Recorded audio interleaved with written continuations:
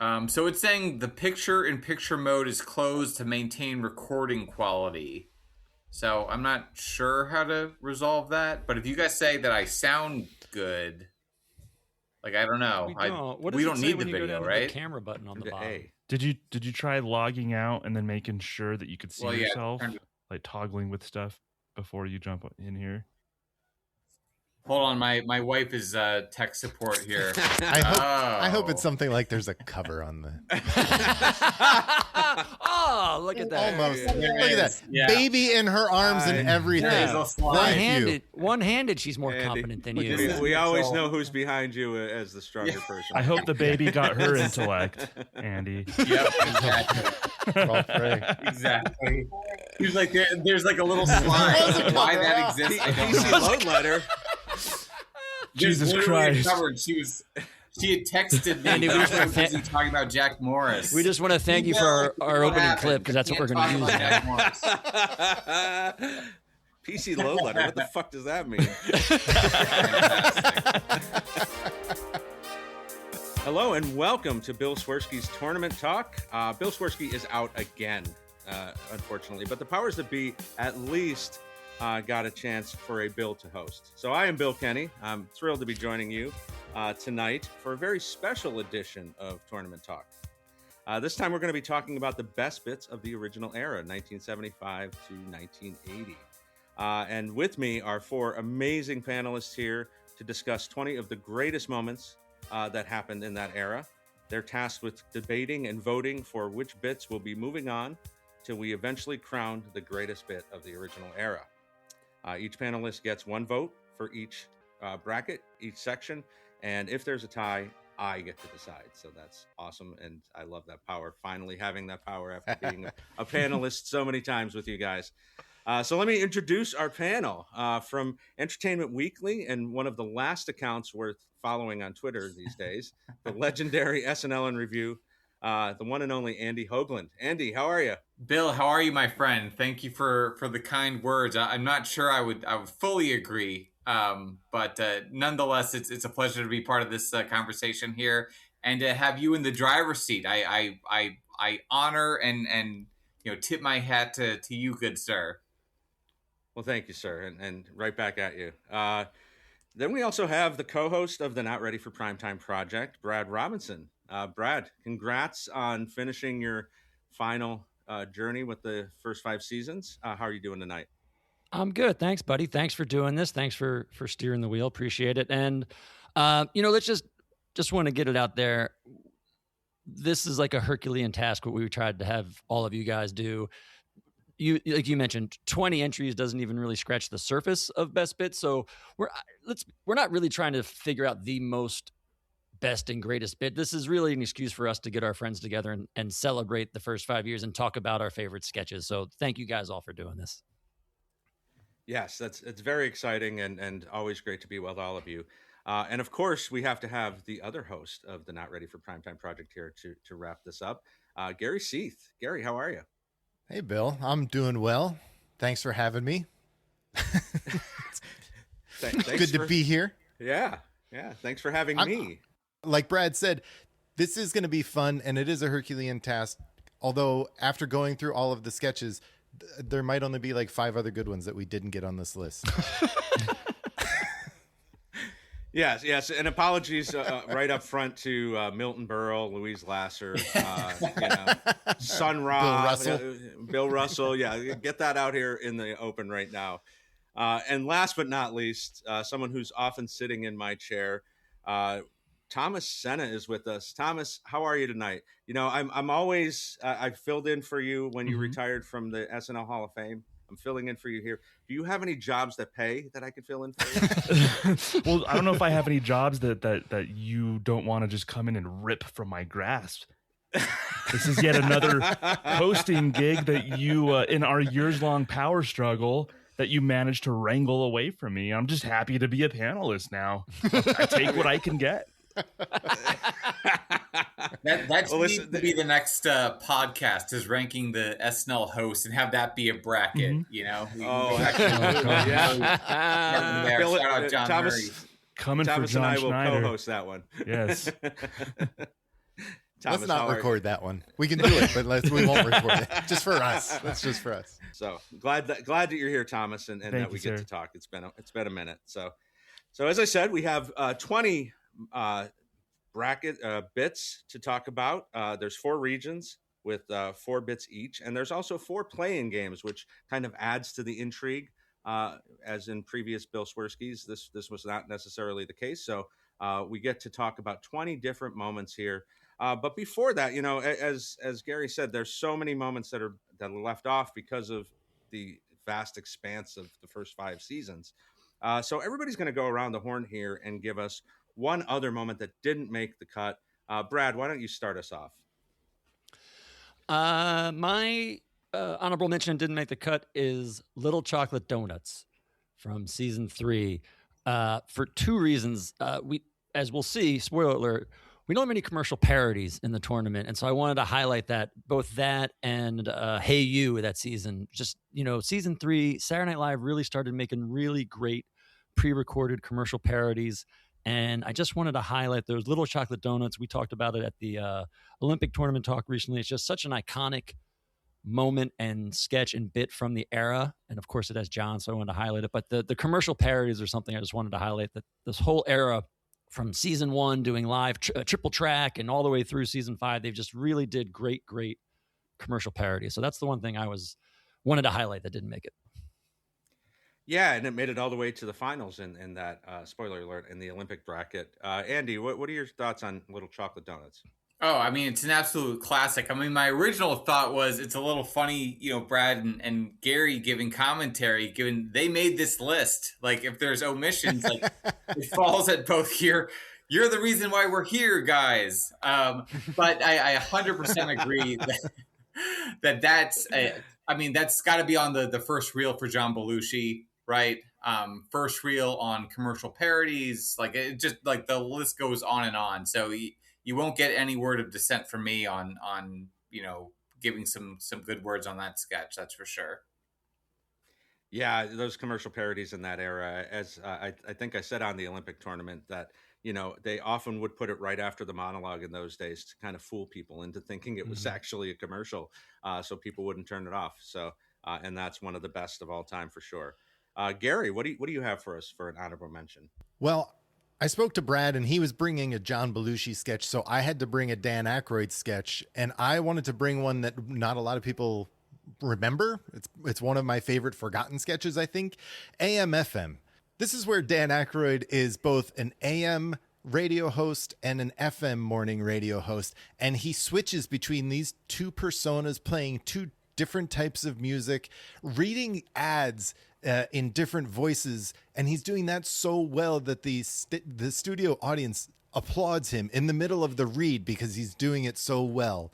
I love that sketch. It's so tight. It's really well written, and Dan, as we all know, like no other, can just rattle off all of this copy without missing a beat so well. I think it's such a great highlight of Dan's career, and it really shows you what he can do. Yeah, and for those under 45, AM/FM used to be such like AM had all that top 40 music, and FM was kind of a vast wasteland in the late 70s. Started to become more rock and roll and things like that. But obviously now that's very different, and there's so many different options. But even with that caveat, it is still a brilliant tour de force for Dan there. Thomas, are you a fan of the AM/FM? Yeah, as a former radio guy, I definitely Same, appreciate Dan's style, and it's nice to highlight a Dan piece. We don't have a lack of Dan pieces, Dan features here, but that's definitely one that stood out. I think I was on the episode with Brad and Gary for this one, if I'm not mistaken. You were, yeah. It was an Eric Idle episode from season 2. Okay, yeah, it was an Eric Idle episode, and it was one of my best bits, definitely. It's great choice, Gary. Thank you. Thomas, let's stay with you. Do you have anything from George Coe, or do you want to highlight something else? You don't speak ill of George Coe, my friend. Absolutely not, sir. Yes. I have another Dan one as well, and it's from season 4, the Margot Kidder hosted episode. It's Fred Garvin, Male Prostitute. And I think this one has stood with people it was referenced in the Saturday Night Movie, and we all have our quibbles about timeline and why did they reference the season 4 whatever. It's so iconic that they had, it made sense for the movie to reference it. But I just love the interplay between Dan and Margot Kidder. I love the twist on like buying the boss a prostitute at the convention kind of trope. I guess that was a trope in the 70s. But I think one that stood with SNL fans, Fred Garvin, male prostitute. Yes. I'm going to Roger you until 6:15 a.m., young lady. Brad, how about Fred Garvin? I mean, we've talked a lot, and I was on with you guys for the 15th anniversary, and this is one of those bits that was always shown in highlight reels, right? Oh, this is classic. I mean, Thomas just made reference. There's a name you're going to hear a lot tonight. It's going to be Dan Aykroyd, and this is just to show how great the things we are going to talk about are. That something like Fred Garvin, male prostitute, iconic, last the test of time, one of the all-time best, didn't even make the cut. So yeah, I'm glad Thomas brought it up because it's a great sketch. Yeah, and I'm going to avoid striking a few seductive poses and go over to Andy and ask him what his honorable mention is for this list. Yeah, well, first I want to say, Gary, I love the relative deep cut of yours. Mine is arguably almost certainly not, but I do think it's kind of a sin of omission. So I wanted to jump on it if possible.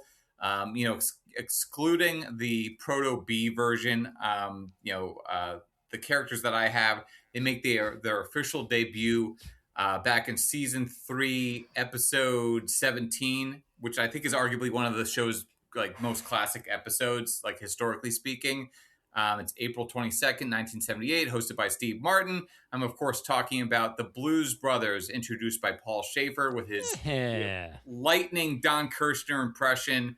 He brings up a new blues act. It's from Chicago, Belushi and Aykroyd doing Hey Bartender and Soul Man. And the reason why I wanted to bring this up is this kind of gets to like, a downfield legacy question about the show. It's not just a sketch, right? It's maybe the first time that SNL realized that it could expand and exploit and, really extrapolate what they're doing late night, as silly characters and make it into like a franchise, essentially. It obviously goes on to being a #1 album and a huge Hollywood franchise and a movie and all that, Super Bowl act, all that kind of thing. And I just think it speaks to so much about the ways that baby boomers take watching Thomas shake his head at us. I mean, I just think it speaks so much to the ways that culture gets like taken out from like SNL at the end of the day, and beyond, give or take, like maybe like Chevy Chase as Gerald Ford potentially influencing a presidential election. This is like ground zero for SNL, not just being like a frivolous like late night show, like I mentioned, but becoming so much more than that. So I think that we have to acknowledge that at some point. So. Yeah, and it's one of those things that, I was at the Blues Brothers convention a couple years ago, and it still resonates with people who weren't nearly born when this first came on the air in 1978. So I think it is still part of the cultural lexicon. But I do want to go over to Thomas because his motions here are, I've got a little bit of epilepsy going on. One of my dark, dirty SNL secrets, respectfully, Andy, respectfully, Bill, I don't care for the Blues Brothers. Oh my God. I've never especially laughed either, but still, you have to acknowledge like the historic significance and what it means for the show. There's no laughing. They're a legitimate blues act, my friend. There's nothing to laugh at. Legitimate blues act doing covers, I suppose, doing covers of other artists. People's Yeah, I mean, there is tension there, no doubt. Oh, that's never happened before. I will commend John and Dan for taking a performance, a thing that should have just been relegated to a pre-show entertainment for the studio audience, and making it this cultural thing. Are you kidding me? Freaking Super Bowl! Like the Blues Brothers taking off is something that could have only happened in the late 70s monoculture, where we had no options whatsoever.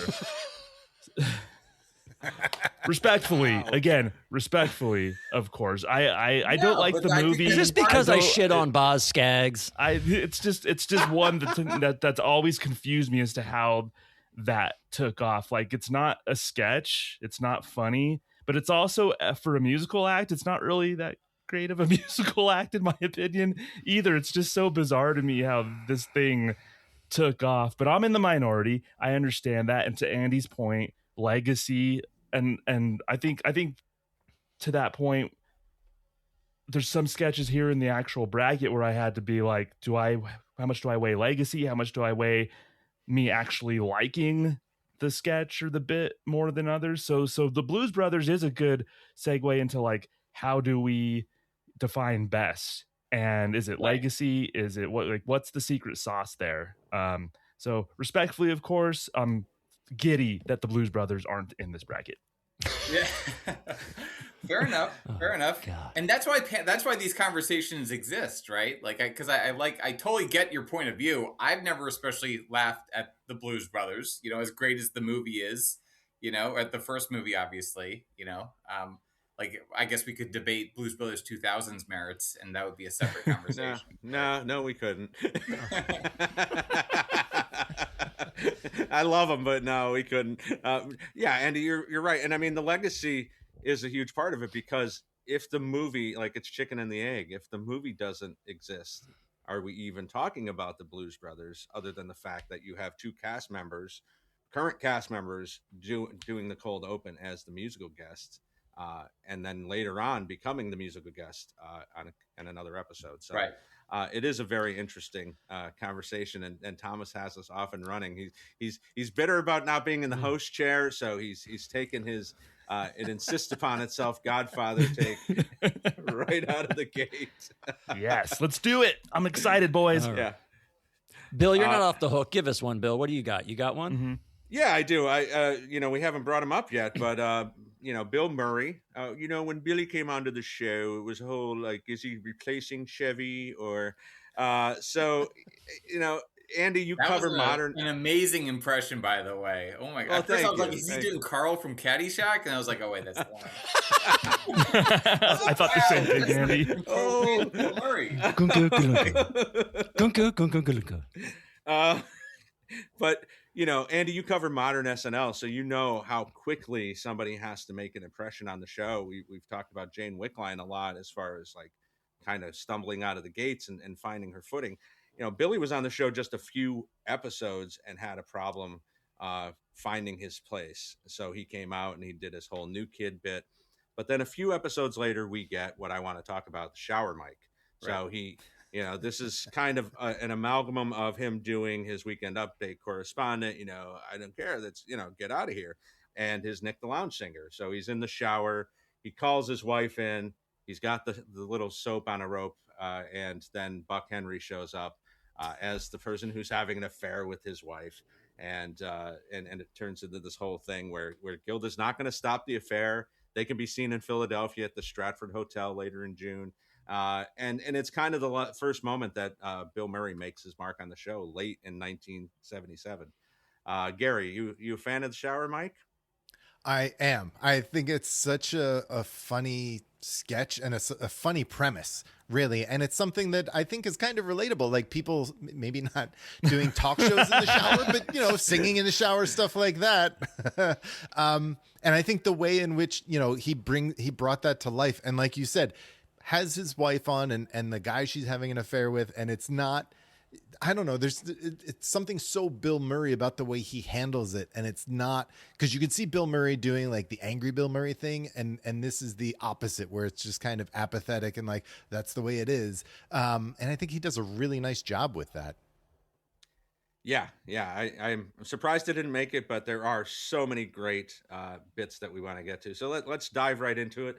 As I said, there's going to be 4 different play-in games, and we've got some interesting matchups here. Let's start with Region 1, where we have a nerd off. We have the nerds from Season 4, Episode 1, the Nord's Repairman, and going against the nerds with Milt, which is Season 4, Episode 16.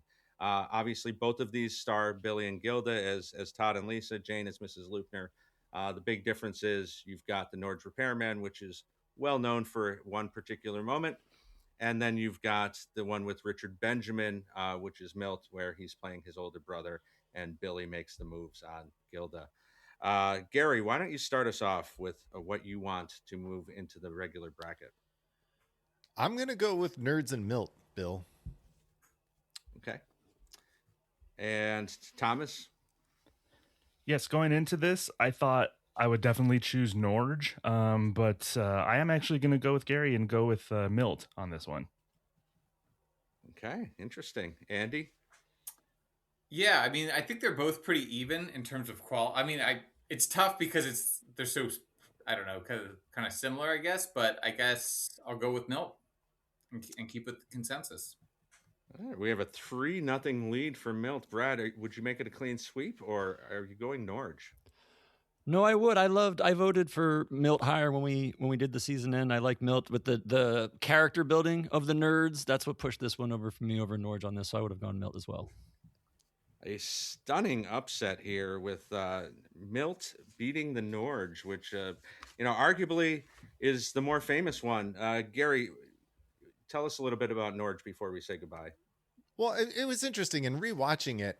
I found that the Norge one, there's a big lead up before Dan even gets there as the Norge repairman. And that entire lead up is pretty flat. The crowd's not into it. The jokes aren't really there. Bill has this recorder and he's singing "Chess is the word, is the word." And it's like, all right, that's something. And the laughs don't really come until Dan comes and it's a visual gag seeing his ass crack. And it's funny. And like you said, it stands the test of time kind of. And it's one that was shown, the clip was shown over and over and over again. But upon review, as an entire sketch, it doesn't hold up the way that I think Milt does. Can I ask you a question? Do you remember, didn't you like Norge better after we watched it in the season? You mean in my end of the season rankings? Yeah.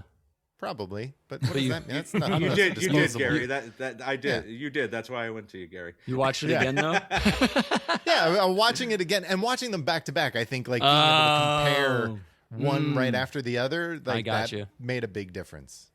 I got you. I feel like also too that episode needed Norge, that horrible Rolling Stones episode. It stood out a lot. Yeah. Yeah, and that Richard Benjamin episode was a better episode than I would have guessed going into it. Yeah. For sure. Yeah, definitely. Nice. And watching them back to back, you're right, Gary. Like there's something about the world building in Milt that really kind of takes it over.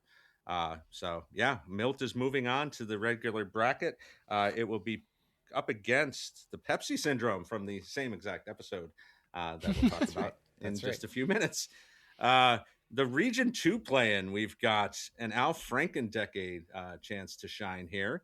We've got 2 different Franken pieces from the Update Desk. Season 5, Episode 15, where he talks about taxes, making a lot of money, sending him your spare receipts so he can use them. And then there's also the going up against Season 5, Episode 18, the Limo for a Lamo update piece that came in late 1980, where he talks about Fred Silverman getting a limo and basically ruined his chances of Season 6. Thomas, what do you think here? What's moving on? So for this one, I damn near had to flip a coin, honestly. I think they were both really good and the quality for both is really good. So I actually went with the one that has the better legacy, all other things being equal, and that's Limo for the Lamo. So, and I do wonder if the audience knew who Fred Silverman was, but I think Franken gave just enough context to make it pretty interesting and daring and funny. Taxes was great to me as well, but I have Limo for the Lamo advancing. Okay. Andy? Yeah, I think 100% you gotta go with Limo for the Lamo. Exactly as Thomas said, the legacy question overhangs me, maybe too much, but it's just such a perfect sliding doors moment for the show, where it's Al Franken spitefully squandering his opportunity to pick up the baton, and it leads us down this very strange path that you can't think of the show in different terms because it's not what happened. But the self-sabotage there, the self-destruction, or just the fact that Season 5 generally is just this kind of spiraling wild, like water down the pipe moment. I think that's barn fight. It's just so needlessly mean and unnecessary. Like Thomas just said, do people even know who Fred Silverman is? I suppose network executives were kind of household names. given the monoculture back then. But barring that, the level of spite has to be recognized, I think. So that's my clear pick. Yeah, Limo has a 2-0 lead. Brad, where are you going with this one? I go limo for Lamo, but not for the legacy reasons, which I think we said when we talked about this episode. I think this is the best written one. I agree with Thomas. They're both really, really good, but I think limo for Lamo. It's the last one we get, and I think Franken's firing on all cylinders, and so I pick it for just the quality of the piece itself. Gary, you going to make it a clean sweep again here? I am not. No, I think Taxes. I disagree with Brad. I think Taxes is a better written sketch. I also disagree with Andy. I don't buy into the whole legacy thing. I think a lot of that's I just don't believe it all. And so I think Taxes is a better bit. I think he brings in the picture. He brings in the boombox. Oh, right. Brings in the picture of him in Hawaii, and he's like, now I can write that off. I think it's just a really smart sketch, and it does. He's introduced as the social sciences editor, and he does bring something to that as talking about the taxes. So I like Taxes. There is something fascinating about Al Franken's trajectory to becoming a U.S. senator and seeing him speak truth to power and having that kind of political satire even back then. Or my whole thing is like the lack of judgment that allowed him to get banished from NBC eventually matured into a place where he was able to serve in the U.S. Senate. I just find that kind of remarkable. It is. Absolutely. What was his company, Gary? Was it Al Franken Inc.? He's like, I write off my money. Al Franken Inc. Al Franken, the corporation, right. Al Franken, the person. Yeah. I love that at the beginning when he was like, I was separating Al Franken, the corporation, and Al Franken, the corporation pays Al Franken, the person. It was a really good. It was Al a Franken, really the corporation good bit. pays me, Al Franken, $300 a week, but all of my expenses are handled by Al Franken, the corporation. It was a really good bit, Gary. I don't blame you one brilliant. bit. I mean, I don't blame you at all for is. picking that. It was a toss up for me. It is very good. He was on fire those last few episodes. He really was. But alas, Limo for Lamo moves on and will face Royal Party in the bracket. Our Region 3 play-in features 2 iconic Tom Schiller films. We've got Don't Look Back in Anger from Season 3, Episode 13 versus La Dolce Gilda, Season 3, Episode 17. Both pieces well known in hindsight and posthumously for both of these people. Don't Look Back in Anger is the John Belushi piece where he goes to the Not Ready for Prime Time cemetery and dances on everyone's graves as he's outlived them all. And La Dolce Gilda is a tribute to Fellini and features Gilda in a very memorable role. Both pieces shown in reunion specials and things like that. So, Andy, let's start with you on this one. I hate that you're starting with me. This is a real tough one. I'm almost at a loss for how to choose. I was kind of waiting for the group to guide my thinking here. I mean, this is a tough one. In terms of the metrics, what's the better film? It gets to Thomas's kind of universal question about what the definition of best is here.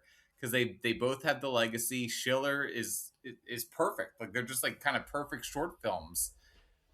Gosh, I don't even know. I wish I could abstain, but I don't want to give you guys bad audio. It's not a toss up for me, Bill. You can start with me. It's Thomas, easy for me. Go ahead. Take us home. It's Don't Look Back in Anger for me. I think La Dolce Guild is fun. It's not fun to watch. It's interesting to watch. It's very stylized. I get that. But I think Don't Look Back in Anger is a much better SNL piece, and it has more laughs to me too, and it's so super well written. So no contest for me. Don't Look Back in Anger. Okay. Brad, how about you? Which one do you want to go to? I'll give Andy another minute here. Mine is Don't Look Back in Anger as well. For me, it was a John versus Gilda thing. I love John. This is one of my most favorite memories of watching this short film with Belushi. But I'm excited that we get a chance to talk about these Schiller films. It's the short film. It started back in season 1. I think during this era, Schiller did it the best out of anybody. So I'm glad we get to debate a few of them. But I picked Don't Look Back in Anger because of John. Okay. Gary, you going to make it 3-0 for Don't Look Back in Anger? No, I'm going with La Dolce Gilda. I love that piece. I think the way in which Schiller does that and does the send up of the Fellini films is great. I think it's just so well done. You get everyone, or not everyone, but Lorraine, Dan, John, Brian Doyle Murray, they're all in there as well, and I think Gilda's great in it. So as much as I like Don't Look Back in Anger, this one to me was more of a toss up, but I like La Dolce Gilda better. Okay, Andy, Does this falls does on this you. not Are you put gonna? more pressure on Andy now? I think Actually, it does. You know what? I think it does. I've had a little bit of a change of heart. I want to play troll and throw in with Gary just for the politics Yeah. of Nice. Bill on the spot. I will say this one thing, and I know that there's some tension here because I'm the guy who was lamenting Blues Brothers exclusion, but I do think that there's a little bit of a legacy question that works against Don't Look Back in Anger, where it's almost like a pop version of the short film that you mentioned when you want to show that you've watched like the early seasons. And I almost feel like Dolce Gilda is a little bit more of like an artist choice or something. You know what I mean? Like, call me pretentious, but just wanted to note that a little bit for the viewers, for the listeners. That's why I chose it, Andy. But everybody knows that. Anyway, I'm purely being spiteful and a troll. you like- but you like choose those- this one. But Rosemary's you like those Baby here. Italian movies too. I do love those Which Italian is- films. That's which why I we really should like say, this one. That's really what Schiller does. Is every one of his films was a different type of film. It was a documentary or a horror film, or So he every time he was doing something different. So it's almost kind of hard to judge these two because you have the Don't Look Back in Anger piece versus the Fellini-esque piece. So right. But he this just one, did it's like, so many the good stuff. tragedy of Belushi, and it's like, oh, well, look at this, and there's irony of that, right? Like they weren't, and you're like, yes, I get that. Right. So just wanted to note that briefly, to be Well, contrary. I'm not letting you off the hook next time, Andy, for making this hard on me. This is really hard. And when I looked at this and knew this might be one of those ones that was going to come up in a tie, I've got to go with Don't Look Back in Anger. I think it's one of those that really not only stands the test of time, and obviously the irony of what happens just a few years later. This isn't even, decades later. And also in SNL 50, this is really the only full piece they show. They don't have any clips in SNL 50 other than little snippets here and there. Garrett sits center stage, home base, and introduces this film. So that speaks volumes to me. Like 50 years later, this is still something that we want to highlight, show as the legacy of SNL. So I'm pushing Anger through. All right. Yeah, and so Don't Look Back in Anger will face the Verstrunk brothers in round one. Our final play-in Region 4 has two interesting pieces here, two slice of life. Something we like to say a lot, but SNL doesn't do very much in modern times. And both of them are Dan highlighted pieces. We've got Lunch Counter from Season 2, Episode 4 versus Steakhouse, Season 2, Episode 21. And Lunch Counter is Dan and Jane, former high school classmates. Jane was the popular cheerleader type, and Dan was the sleaze bag. Shocking, Dan playing a sleaze bag. But they meet up about 10 years later, and he's kind of harassing her at the lunch counter. And then the Steakhouse one is Shelley Duvall in her only appearance on SNL. And it's her and Dan fighting in a lunch line and a dinner line about whether they should spend money on Barbra Streisand versus the van that he wants to refurbish and make into, I don't know, a child molester home. I'm guessing. I'm extrapolating there. Brad, which one would you have voted for here? Two great sketches from two horrible episodes, but I'm going with Lunch Counter, Dan and Jane. Okay. Gary? I'm going to go with Steakhouse, Bill. Interesting. Thomas, what do you got? Yeah, Dan was a scumbag in both of these, but I think he played a more nuanced, interesting scumbag in Lunch Counter, so that advances for me. Okay. Andy, you going to tie it up again, or are you going to make I am actually, and this is, Oh my this is a God. serious one. No, this was not, before I was doing it just for like the giggle out of it, to amuse myself. This one is genuinely, I think it's Steakhouse. I like the semi-serious tone. I like the strength of both performances, and I just love Shelley Duvall. Okay. Interesting take. I think Shelley struggles a little bit in this one, but at least to start. But Oh boy, I don't know. This one is hard, but I think I've got to go with Lunch Counter because it's more of a relatable piece, even all these years later. Once you graduate from high school, I know none of us are old enough to know about that, but it's one of those things where you run into somebody from school, and that whole social stratus that you had in those eras has washed away. And how do you interact with that person 10, 15 years later? I find it really interesting the way Dan plays this. So I'm going to push Launch Counter through here. And Coming into tonight before watching these again, Bill, I would have thought Lunch Counter would have been what I chose. But rewatching Steakhouse, I really enjoyed Shelley Duvall's performance, and there were times in the beginning where she did stumble a little bit. I think that added to the reality of the situation. And I thought Dan's sleazebag character, who is so obsessed with his van that has the plush, what does he call it? The plush chamber. Yes. That he's obsessed with, and it being his only chance in life to get a movable fur house. I thought that was really good, and I just liked the tension between the two of them all the way through the line until they're about to pay, and then they sort of reconcile, but there's no like heartfelt reconciliation there. He's just like that time with the Lennon sisters, that might have been a different time, not the time that I knocked you up. when I put it in you. Yes. I got you. I made you that way in the plush chamber. And I will say it was interesting that both of these sketches, there are mentions about AC in their vehicles.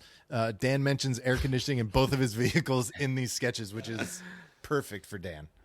That's great. Well, Steakhouse bids adieu, has to have their meal on the road, and it will face Lunch Counter will face number 2, Theodoric of York, in round 1. So that's our play-ins, folks. Now we've got our round of 16 all set, ready to go. Let's start with Region 1, the number 1 seed, Word Association, from Season 1, Episode 7, facing The Last Voyage of the Starship Enterprise, Season 1, Episode 22. If you don't know, you should know, but I'll tell you anyway. Word Association is two-hander with Chevy and Richard Pryor, one of the most famous pieces in the history of the show, versus Last Voyages of the Starship Enterprise, which features a lot of the cast. Belushi doing his Shatner impression. We also have Chevy Chase, Dan Aykroyd, Akira, and a lot of and Elliot Gould and Garrett Morris. So, Gary, I want to start with you on this one. What do you have moving on to round 2? I went chalk with this one, and I went with Word Association, Bill. Okay. Thomas? I don't know if you boys know this. I have a podcast called Pop Culture 5. You get it wherever you get your podcasts. Ding! That's relevant. Oh, I should have taken the over. Damn it. It's relevant because we did an episode with John Schneider about essential SNL sketches, and you could only choose one from each decade. And we chose Word Association for our 70s sketch. But in this tournament, I want to focus less on legacy and more on just what I liked better. And with this one, to me, honestly, it's going away. It's Last Voyage of the Starship Enterprise. I think it's a better, more well-conceived sketch. I think I just really like what it does. From you get like Belushi as Captain Kirk, and they're all doing the Star Trek thing, and then I love the twist of the vehicle following them to basically cancel the show, and then you see one by one each cast member like dropping the character and just saying, all right, I'm out. So that each cast member from the show goes from their character to the actor, and I just love kind of I like the just how it's set up. I like that it takes its time a little bit, and I think it's a more fully realized sketch than Word Association. So I'm doing Last Voyage. Definitely takes its time. It's 12 minutes long, so it earns it. I think it earns its runtime. It does. It doesn't feel that way. Quality 12. It is. Andy, what are you going here? Are you going to break this tie? It's got to be Word Association. I don't even think it's close. Like Thomas, respectfully, I take some exception to a Star Trek parody that's 12 minutes long being better conceived than one of the most important bits of racial satire of the post-civil rights era. To me, like it's just. they're not even the same ballpark, honestly. Like that 12 sleet is that's a lost pick right there. And shout out Paul Mooney. I think that's the real question: is who wrote word association? Was it really Chevy or was it Paul Mooney? So I know who I vote for in that. Yeah, that question. One feels like the reality, right? Like right. Yeah, absolutely. Brad, where are you going on this one? Last Voyage of Starship Enterprises. This made the list. This was my favorite sketch of the season. It made my top best bit. That's how I got it in. So I was so it's a tie. I'll hold off if I thought I'd be the only one talking about it. So if you break the tie, Bill, and go word association, I can explain why I love this sketch. Go ahead and do that, Brad, because I'm going with the word association.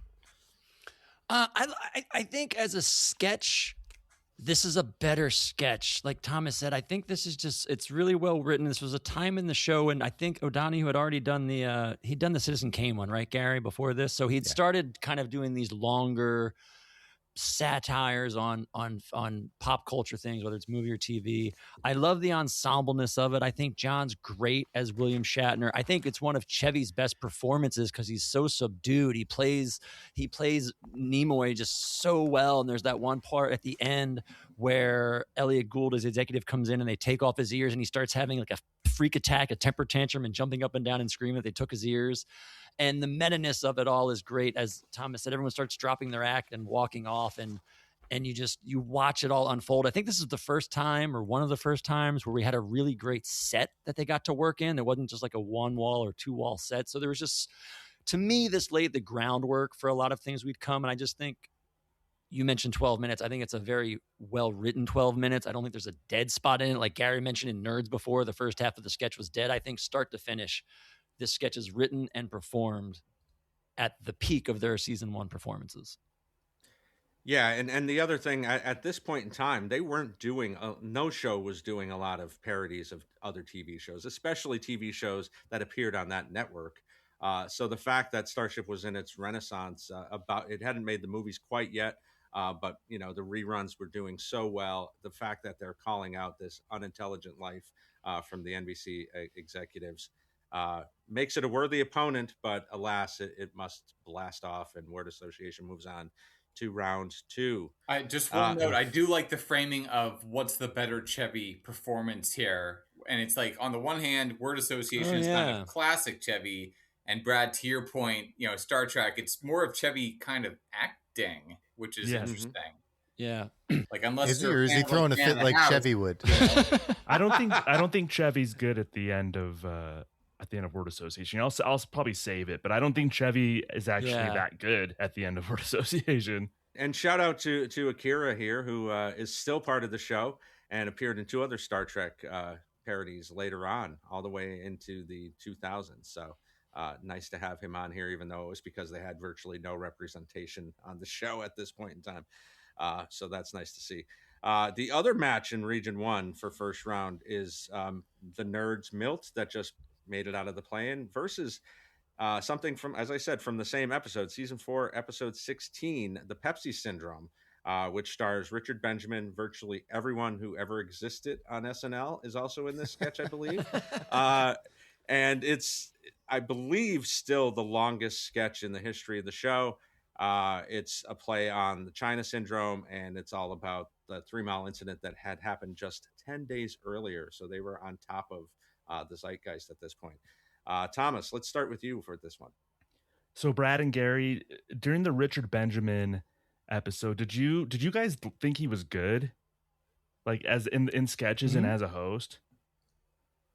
Because I didn't. I thought he was the weak link of both of these sketches. I thought Richard Benjamin was actually kind of bad, and especially the nerd sketch. I thought Richard Benjamin. I'll give was it to you bad. in Milt. The Nerds Milt sketch is not about him.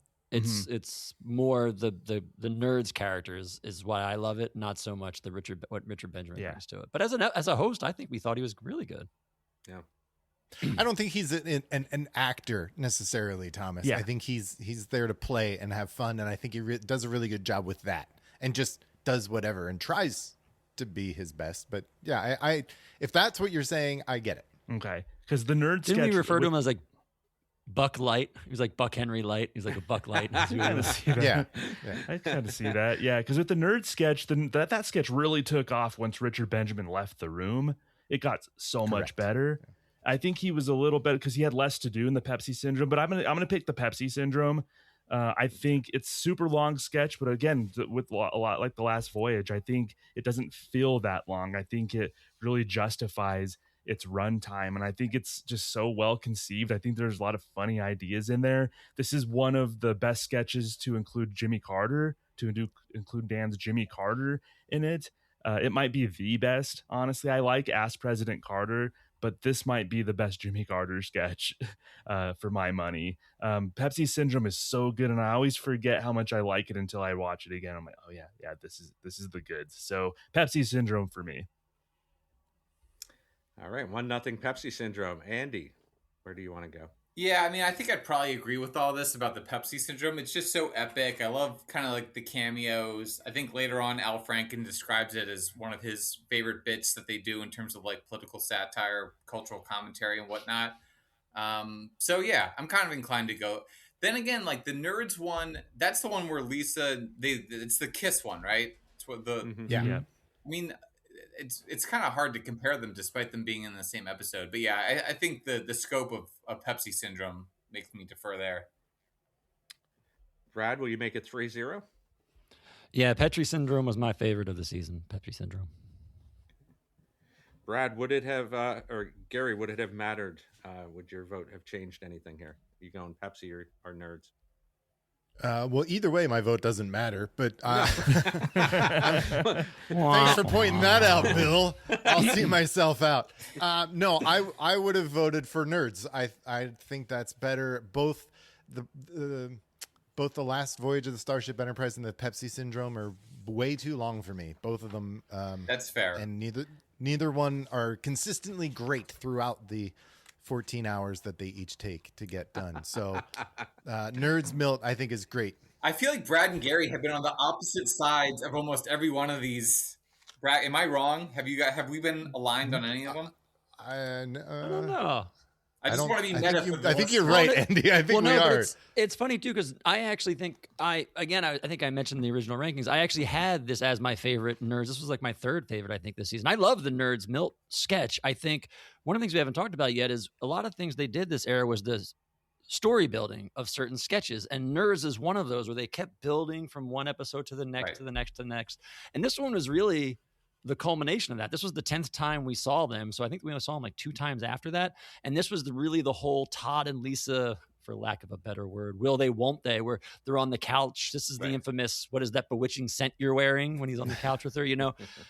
And I agree. It's nothing about Richard Benjamin, but it's Todd and Lisa. I remember they bring Jane Curtin in really well as Enid Loopner, and like she folds in really well to this sketch. It's a really, really great sketch. I really, really like it, and especially for what they had done with the Nerds up to this point. It's a really great almost ending to that story. And you have to remember, Brad, that Gary's from the TikTok generation, so he can only handle 10-second doses of content. That's right. Gary, send off our nerds here into the sunset. I like Brad said, I think, this doesn't rely on Richard Benjamin at all. Although I do think it is funny that Bill brings him a can of Billy beer and he brags about having the whole collection of unopened beers, whatever. That was really good. But then the whole setup of, him being divorced and everything with his wife was about sex, and Bill real subtly is like, so what is her number anyway? Just like, he's really funny. And then Bill, like you said, Brad said what is that bewitching scent, Vicks Vapor Rub? And then he's like, when he's forcing Gilda to drink. And And then when they're kissing and he pulls all of the cushions off the couch while they don't break the kiss. He's doing all of this physical stuff. That's right. It's really, really well done. And I think this is the best nerd sketch because of all of that they do. And I really like this sketch. I don't know, Mateus, they're drinking a bottle of Mateus. Sparkling rosé. Yeah. It's really funny. He was trying to break Gilda. I think it looked like he was like actively trying to break Gilda. And she does break, doesn't she? I thought she did break at one point. Yeah, like it was that good. Break. She was when he puts her hand down closer, she made her break. I couldn't tell if Richard Benjamin was trying to play it as a nerd or as like I couldn't tell Richard what Benjamin. I couldn't tell what he was going for, what the character was supposed to be. Honestly, I think he was trying to be like a version of Todd because he's supposed to be his brother, and I don't think he did great with that. Yeah. You can see it more like as he's exiting the apartment, and he's like he kind of hams it up a little bit there and does it. But yeah, I get what you're saying about that, Thomas, for sure. Yeah. So, and one of my favorite lines from a nerd sketch with Billy saying that, I'll wait for you. And then he pulls her shirt a little bit and I'll wait for them too. So, maybe alas, hasn't aged as well. Right? The 70s. The nerds give their final noogie, and Pepsi Syndrome will be moving on. So word association and Pepsi Syndrome will face off in round 2. For region 2, we move on for the first round. We have the Franken Limo for a Lamo, number 13, facing off against Royal Party, season 5, episode 20, the final episode of the original era. Well known for its 18th century party and all the different names, and of course, Lord and Lady Douchebag.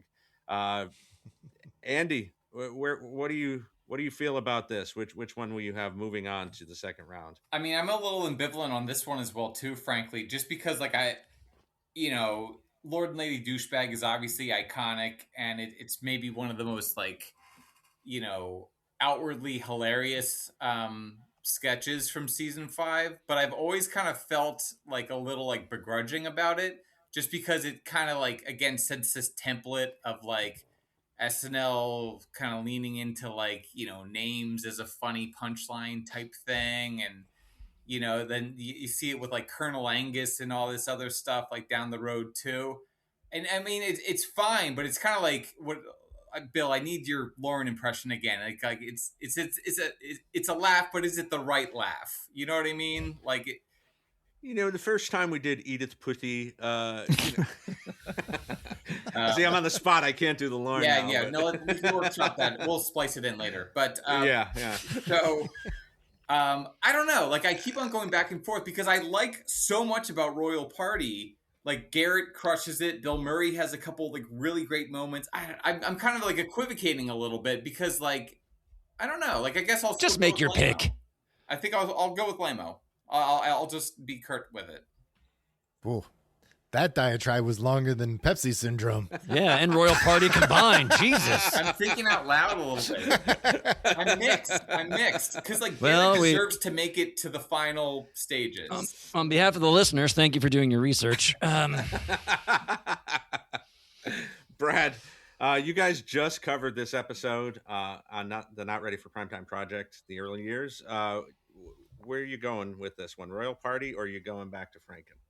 Royal Party. Even though I champion Limo for Lamo, Royal Party. Easy. Okay. Gary? Royal Party. Thomas, you going to make it interesting, or are we going 3-1 here? I think either Taxes or Limo for the Lamo, either one of those Al Franken bits would have beat Royal Party for me. So I'm going to go Limo for the Lamo. Really? Really? Yeah. I think you love the Al. Is it the Al Franken? Is that like? Or I'm sorry. Go ahead. It's a little both. I think Royal Party has a good line. It has like a very memorable line, and there's even a few jokes to play off of it. Right. But I'm with Andy on this one. I just don't think it doesn't really do a ton for me as a full sketch, because it's more than just Lord and Lady Douchebag. There's a bunch of stuff that happens that just doesn't hit for me. Yeah. So either one of those Al Franken bits would have passed through for me. Yeah. I mean, we should say that Al Franken does a great job in season 5 of creating that Al Franken character. The Weekend Update, right? Gary and I have talked about this, where he would start doing, social commentary and other stuff. And once he got into the Al Franken decade, it is good. It is good. Wow. I can't. Okay. I'm curious, Brad and Gary, you guys seem to wince a little bit when I was being critical. Why are you going to bat for Royal Party? Like, I would think that you guys would be a little bit more like sophisticated about it. You like your douchebag humor, I guess. Like, Okay. No, because I think it's good. Brad, sorry, you were about to say No, something. go. I was just going to say, I don't think it is. I mean, the douchebag line is the biggest laugh of the sketch, but the entire lead up to that is smart. They're at Lord Salisbury's and he's serving steak, and like Lord That is and Lady smart. Argyle and the Earl of Sandwich, and he asks for pumpernickel. Like, and it's everything is pretty subtle until douchebag, and then the way in which Bill tries to get douchebag to tell him what he's working on, and the lady douchebag. It's so well written, and I think part of it, and we talked about this with John Schneider, part of it is that they had it for a very long time, for like 3 or 4 years before they finally aired the sketch. And so you can tell in the writing of it that they've just they kind of perfected it, I think, where they nailed it so that you get these visual gags and the verbal gags, and they together they work really well. And I feel like there's a lot going on that's not thrown in your face aside from douchebag. I don't know. Lord I and think Lady Argyle. I think if you have douchebag for a long time, it loses its potency, right? But you don't. Thank you, Bill. Thank you, Andy. Ba-dum-bump. Okay. Yes. Ba-dum-bump. How long have you been sitting on that one? yeah, Tom? that one deserves to Oh, be sketched. Oh my God. Wait, where Oh, are we? Are we 2-2? We're 2-2. Yeah, we're So, 2-2. We're waiting. Yeah, It's Bill. You guys keep throwing. Yeah. Waiting. I'm waiting for everyone to get their opinions out. All right, go, Uh, Bill. Oh my God. I'm gonna go with Royal Party here, and I'll tell you why. There's for a lot of the reasons that Brad and Gary just said. Also, I think you need to it's- save it for next round, because I have a feeling we're going to have to argue this in the next round too. Okay, yeah, Yep. well, I'll save it then. But so Look at Thomas. Thomas is like, yes, you are.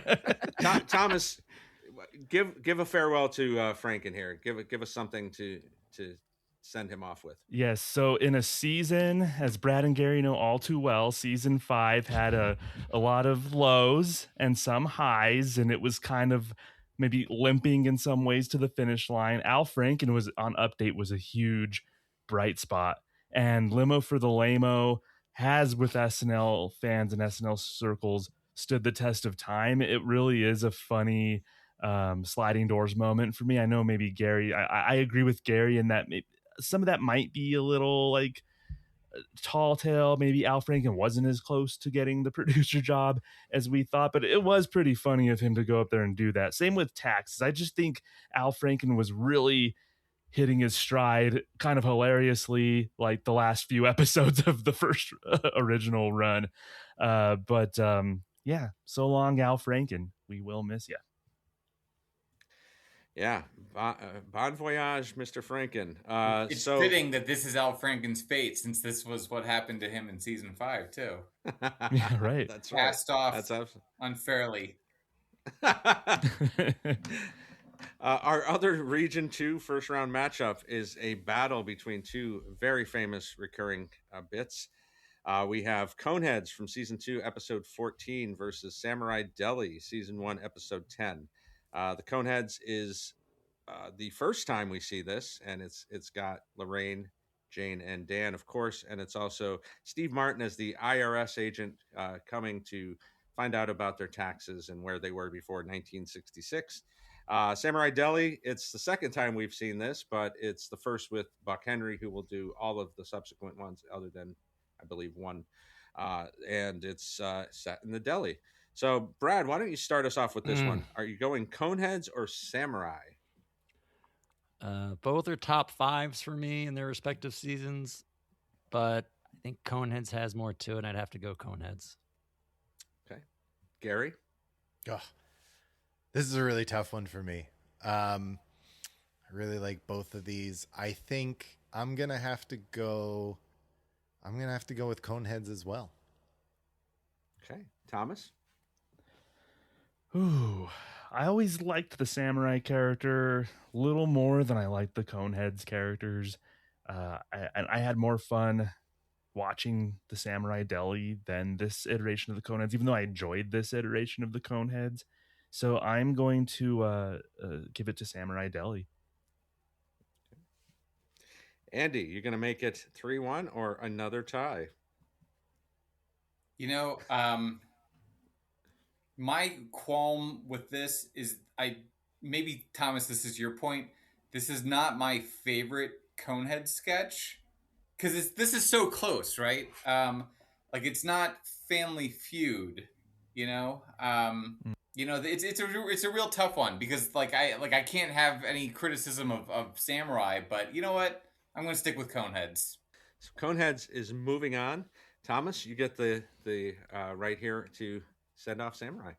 I think this samurai character in these samurai sketches were a little more witty than people give him credit for. I think John does a lot facially and he does a lot non-verbally, even though he's kind of speaking nonsense and grunting, but he just does a lot of acting here that conveys a lot. And he and Buck Henry have a really good rapport. And I always love the bits when Buck will say like, "Oh, you made this mistake, whatever," and he's like, he turns the sword on himself, like, "I've brought shame upon my family, and I'm gonna." And then Buck's like, "No, no, no, no, no, it's okay, it's okay. I'll take it like that." And there's just a lot of, I think there's a lot more clever things that happen in samurai sketches than a lot of people think. And I love the fact that they use maybe not like a fully sharp katana blade, but it can cut some stuff. Like it's not like a total prop blade. Obviously, when we saw the one sketch where Buck actually did get cut.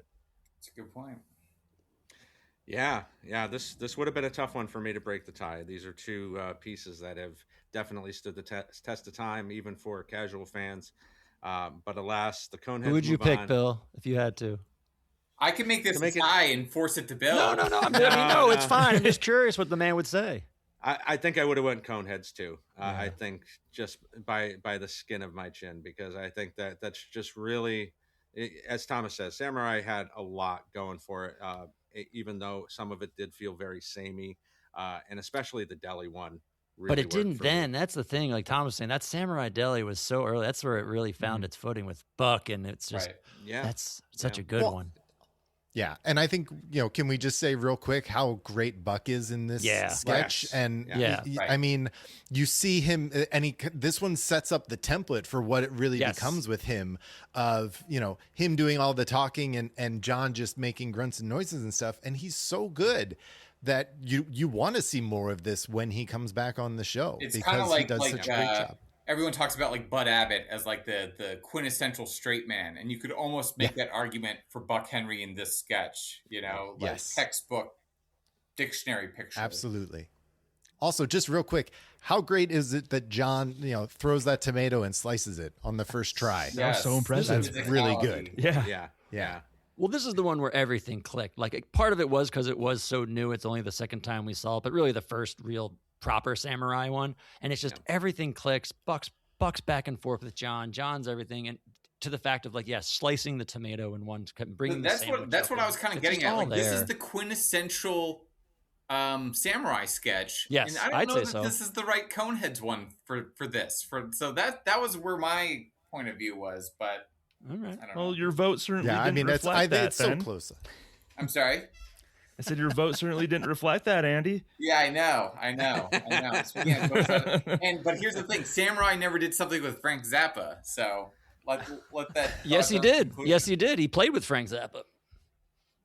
He did. Yeah, when Frank Zappa was the he came out and played with one of the musical numbers with him. Oh yeah, that's right. Yes, that's right. You lost me for a second, but yes. So. From Region 2 Royal Party, we'll move on to face the Coneheads in second round. Moving over to the third bracket, we have a matchup with the Schiller film, Don't Look Back in Anger, number 14, going against number 3, the Fistrunk Brothers, season 3, episode 18. Might not be the last time we talk about this episode. This is the famous Steve Martin episode with the Blues Brothers, and it's the third time we've seen this. It's the Fistrunk brothers, the two Czech brothers, who are looking for American women to grab their big American breasts. They've met two women, but they had to go to the Statue of Liberty to get their birth control devices, and Garrett tries to set them right. Eventually, there's the happy ending of the girls actually showing up. Gary, which one are you going with here, Fistrunk or Don't Look Back in Anger? I'm going with the brothers. I have to. Thomas. Yeah, I'm gonna go with my guys from the Czech Republic. Andy. No disagreement. Got to go with them. Brad, would you have made it a clean sweep? Yep. Don't Look Back is probably one of my favorite John Belushi pieces, but in this situation, I got to go Festering Brothers. I mean, this is just too legendary, right? Mhm. Like it's almost like I said earlier, it's like maybe the SNL episode if you wanted to recommend one potentially, you know? And this is one of the sketches that drives it. Brad, you want to send off Don't Look Back in Anger? Give us a few words. It's a great piece. Like I said, I'm glad we got to get some Schiller vision in there, some Schiller's reels in there. Mm-hmm. I love this. I love just the whole concept of John Belushi, who, as you mentioned, sadly would be the first to pass, but is the elder statesman of SNL. He outlives everybody. He goes back to the graveyard to visit them, and he talks about all the cast members at that point, past and present, because Bill Murray's there and Chevy. And it's really fun. And the laughs are nice and it's sweet. And then at the end where he looks up and he goes, I outlived them all. Why? Because I'm a dancer. And then he starts to dance on the graves. It's just everything about it's really well. And we hadn't, again, it was new at the time. It was only the third Schiller's reel that we had seen. So it was kind of introducing us to what they were. And this is, I don't know, Gary, I feel like the Schiller's reels always played best when they involved the cast and were about the show. And this is the first time we saw that. So it's a really, really great piece. And it's one of, what we say, 4 or 5 just stellar reels we get throughout the 5 years. Yeah.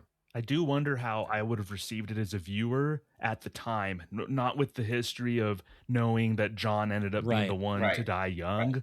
I want to know how, and I think it still would have played well, but I just think it adds this extra layer after John had passed away. So it's hard to look at Don't Look Back in Anger. And it's hard to look at any of these sketches as if we were in at the time, but especially that one. I think that the added context after the fact really lends in favor to Don't Look Back in Anger. Right. I think if you were watching it at this time, you probably would feel like this was a good possibility that he would be the first to die. And they do mention this in other moments in the show. So obviously nobody ever knows that. People said that about Keith Richards, and he's still walking this earth at 80 some years old, and he's smoked all of the weed and every other drug that could possibly come. So you never know, but yeah, you're right, Thomas, that is an interesting what if that we could look at. The other matchup in Region 3 is a matchup between 2 Dan pieces. We've got number 6, Consumer Probe, Season 2, Episode 10, versus The French Chef, Season 4, Episode 8. Consumer Probe, of course, is the famous Christmas bit with Candice Bergen. He comes out as Erwin Mainwade for the first time, describing all of these unsafe Christmas toys. And The French Chef is Dan playing Julia Child, the famous chef at the time, who cuts herself so badly that she's bleeding all over her chicken and eventually passes out and dies. Thomas, which one are you moving on to second round? Oh, damn it. This was maybe the toughest matchup for me in the whole bracket. Consumer Probe comes from one of the great episodes of all time. I think it's still top 10, top 5 episode, wherever you want to put it. French Chef is always better than I remember. Every time I watch French Chef, it's a better sketch than I remember. I'm gonna vote for French Chef. Okay, Andy. Yeah, I agree with that. I think it's like unfairly close, but end of day, I think that the image of the finger nicking and the blood is just so hilarious, right? And I always think about like is that a cheap laugh, like the blood as a prop or whatever?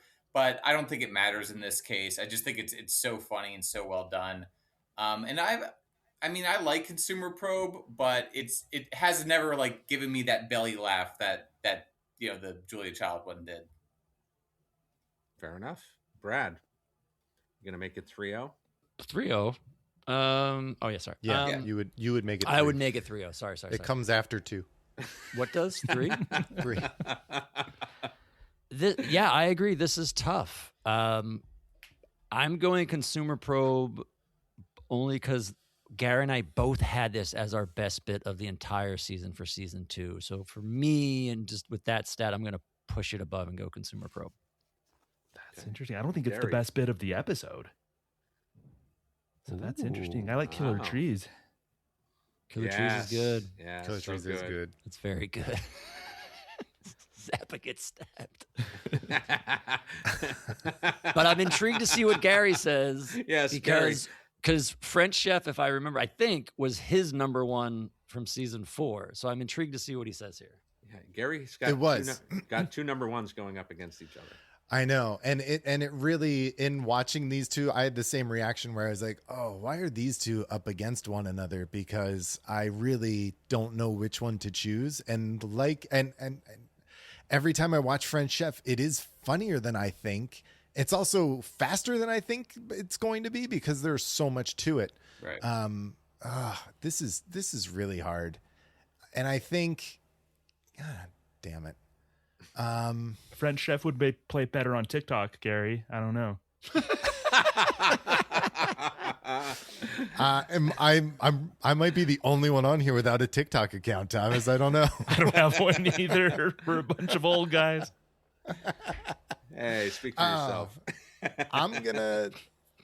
Damn it! I really don't like voting against Dan ever. And these two, I like scored the same. I'm gonna go with the French Chef. Okay. French Chef is moving on. Brad, since you had Consumer Probe as you're the only vote, what do you want to say about it? One second. All right, Consumer Probe. I mean, this is a classic, but so many of these are. It's just a classic sketch. I love the Erwin Mainway character who gets introduced in this sketch. It's an amazing episode. Him and Candace Bergen are great. She sets the template for then Jane Curtin to take over. I just love all of the Bago line. You know, here's a gift. Bag of glass, bag of nails, bag of bugs, bag of sulfuric acid. Kid, be careful. Broken glass on every package. Johnny Switchblade Punk. So Barbie takes a knife every once in a while. What's the big deal? Correction. And he corrects her. He's like, correction. His name is Johnny Switchblade Adventure Punk. Oh, right. She lists off his toys, doggy dentist. And then they set the template, which is great. So she, that would have been funny in itself if that's the sketch of here's all these ridiculous toys that this guy makes. But then he tries to turn it on Jane and take all these seamless, harmless toys that she shows him and what's wrong with them. Like he's playing with blocks. I got a sliver here. I got a sliver. And he takes the toy phone with the plastic cord and like strangles himself with the cord. And it's just super, super funny. I think it's really smart. Again, it's Dan inhabiting a character, which is great. I mean, he does this so well.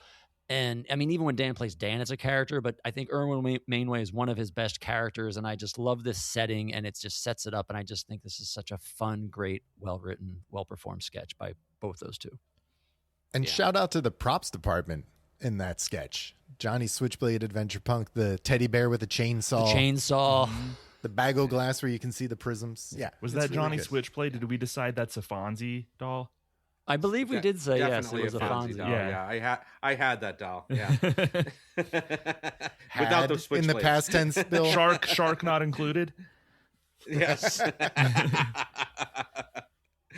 So we have an upset here with the number 11 seed French Chef moving on. They'll take on the Strunk brothers in round 2. Going over to our final region, we've got region 4, our first round. The lunch counter number 15 is facing the number 2 seed overall, Theodoric of York, season 3, episode 18. That sounds familiar.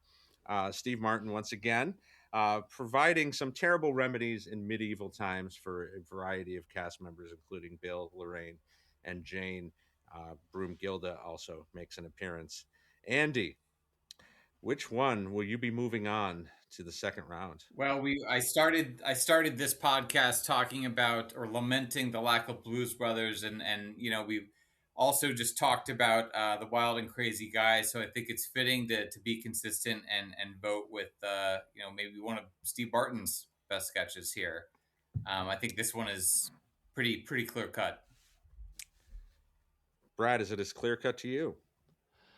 Yeah, I love Marilyn Suzanne Miller. I love The Slice of Life, but this is another one. Theodoric of York, season 3. Gary and I both had this number 1. It's this easy pick.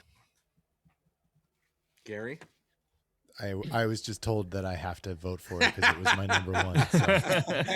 No, I don't want to you get in don't. trouble. You've pulled some stuff out there with the nerds. You've made some wild changes card, Gary. and you're looking back. No, the Theodoric of York. Yeah, easy. Thomas, clean sweep? Yeah, Theodoric in a route, an absolute route. Yeah. So, we haven't Gary, talked about there's no dancing in the dark in the ballot anywhere, or we never even brushed on it. yeah. Nope. Anyway, No just one wanted even to- mentioned it as the, yeah. No. The world is. Could've had That that just instead shows of the how Blues it Brothers, just shows how Andy. good that episode Yeah, what a is. I great mean, as you episode. mentioned, that episode so is good. just That stacked was for just something King like Tut? Are you kidding me? Yeah. King Tut. Yeah. Gary, That Gary, do you episode's want... so good that something like King Tut isn't even in the top Right. 2. Right. Yeah. Anyway. That's wild.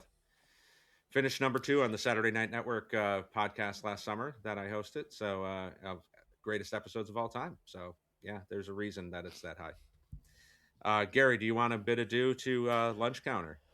Yeah, I mean, like Brad said, Marilyn Suzanne Miller did these great slice of life sketches throughout her time with the show. Lunch Counter and Steakhouse were just 2 examples, really, that really shined throughout the first, really, I guess, 3 years that Marilyn was with the show. And Lunch Counter itself, Dan and Jane, so good together. The way that sketch starts right in, and you don't know what's going on, but it's clear right away that Dan is annoying Jane, and his character is someone who's just, he's one of the, like, everybody knows a person like this that just doesn't shut up and let you get a word in edgewise. And so I don't know. I think it's a really well written sketch. It's a really well acted sketch. I think a lot of those sketches are really well performed, which is great. And it's, I'm glad that we, brought this to the tournament to highlight the work that Marilyn Suzanne Miller did, because they're not the funniest sketches. They're not supposed to be. That's not what they are. But what they do to the show that they're in, I think is great. Yeah, you can lament a lot of modern SNL and the things they don't do, like have a small cast or, do this or do that. I think the lack of slice of life pieces is probably the biggest egregious thing that SNL doesn't do anymore. They did it all the way into the 80s. You got it with the Jan and Phil crew. It was something that always worked. Yeah, like you said, it wasn't always the funniest part, but it wasn't supposed to be. It was just there to kind of be relatable to people, whether it was family or friends or reunions or what have you. So I'm glad we got to talk about it too. And just to piggyback, Gary, what you said, just this is our how great is Jane moment of the episode, because that episode, the whole thing, I don't know if we talked about it that much, but it's Dan's trying to like pick her up 20 years later after high school, and he keeps trying and trying, and there's a moment at the very end of that sketch right before Jan turns him down, and it's just like the performances are just so good, and she's just so solid in this, and it's, I think of everything we see tonight, this is our how great is Jane moment. It's so good. How great is sure. Jane? Our final matchup from the first round will be from the same episode, both of them. Number 7, Nick Winters from season 3, episode 10, the Robert Klein episode, versus the number 10, Olympia Cafe. So Nick Winters, this is the second time we've seen Nick the Lounge Singer from Bill Murray, set in a ski lodge. And we get most of the whole cast plus a lot of the writers. Robert Klein has a major part here. This is most well known probably for all the clip packages for Bill singing Star Wars, if they should bar wars. And then you have the Olympia Cafe. It's the first time we get to see that. Also another piece that just really still stands the test of time. You've got the first cheeseburger moment here. Brad, which one will you be moving on? Olympia Cafe. Great episode, 2 great sketches. Olympia Cafe. Gary? I'm going to go with Nick Winters. Ooh. Okay. Thomas? 2 iconic recurring sketches. I don't think this is my favorite Olympia Cafe one, though. I like the last one where it's obvious that they burned down the cafe to collect the insurance money. I think that was a perfect way to go out for these sketches. But I do think this is the quintessential Nick the Lounge Singer sketch, and I'm going to advance Nick Winters here. Andy, you going to tie it up, or are we pushing one of these through? Well, I'd just like to briefly say that the quintessential Nick Winter sketch is the one with Patrick Weathers from season 6. So just kind of want to go on the record about that. Fair. Yeah, I mean this this is so unfair. This is so Sophie's Choice, right? I mean I got to say that I love Bill Murray in the Olympia's Cafe sketch. And as someone who Good. once ate at the Billy Goat Tavern like 3 times in one weekend while visiting Chicago, I'm kind of inclined. What'd to you go have, with that Andy? one. Thank you. What'd you have at the Billy Goat Tavern? Oh, you know what? I had the cheeseburger. couple eggs sausage. I got But I engaged had at the root Billy beer. Goat Tavern. I had the root beer. I did not have Pepsi. I'm sorry, Brad. Did you just break news? I got engaged at the Billy Goat Tavern. What? Oh, really? That's amazing. Wow. Well, I got engaged at a restaurant before then, but right after the restaurant, we went to Billy Goat Tavern, and we have a picture of my now wife and I in front of Billy Goat with a sign that says engaged. That's amazing. That's awesome. That's so great. So, Andy, I'm sorry. What was your vote out of? Olympia Cafe. Only Olympia because Cafe? Brad got engaged at the Billy Goat. No, we were all surprised. We're all surprised that she said yes. That's not how I thought you were going to answer that. Just we all stop. is Just not stop. this group. Just That is stop. It's not where I thought you were going to. Just let it go. Okay, so it comes back to me again. I have also eaten at the Billy Goat Tavern. I did not get engaged there. But I don't know. This is hard. I think this is one of those where, coming into SNL in the 80s for me, these were 2 pieces that were so easy to resonate with. Where something else, it took a little time, a little, seasoning of my comedic taste to really understand them. I mean, Cheeseburger and somebody crooning songs were really easy to get as a teenager. But I think I got to go Olympia Cafe as well. So we will bid adieu to Nick the Lounge Singer. Thomas, sing Nick out for us, if you would. Nick the Lounge Singer, Nick Winters. God, this is kind of a surprise for me. I had Nick Winters. I did a as you do for these March Madness types of things. I filled out my bracket ahead of time, and I had Nick Winters in the final. So wow. That's how highly I think of this. I just love Bill holding court is just one of my favorite things about the early years of SNL, and there's no other example that I can think of that tops it. I do love Shower Mike, Gary. That's a really wonderful sketch, but this is just like you get Bill doing the 2001 A Space Odyssey right at the beginning. But then there's also like a narrative that happens during the sketch. It's not just him singing the Star Wars theme that everybody remembers. He's like working the room, talking to everybody. You have Lorraine as, I forgot her name, the character's name, but she's the wife of like her husband was back in the room because he was tired. So she was obviously there with Robert Klein's character with some guy who was like she was presumably about to cheat on her husband with, and she was just kind of trying to hide and stuff. And so we have like a little intrigue there. I just think this is just Bill getting let loose in the most wonderful way. This Nick Winters sketch specifically has always been one of my absolute favorites from this era. And can we just talk about how good Robert Klein is as the German ski guy, good. Heinz? Yes. Yeah, he's so good. Yeah. So many times in the Nick Winters, it's just Bill and nobody else really does much. And this is an instance where everybody's clicking, Robert Klein especially. Right. Yeah, absolutely. But alas, we say goodbye to Nick. So Olympia Cafe will go on to face Theodoric of York in the second round. Let's head back over to Region 1 for the second round.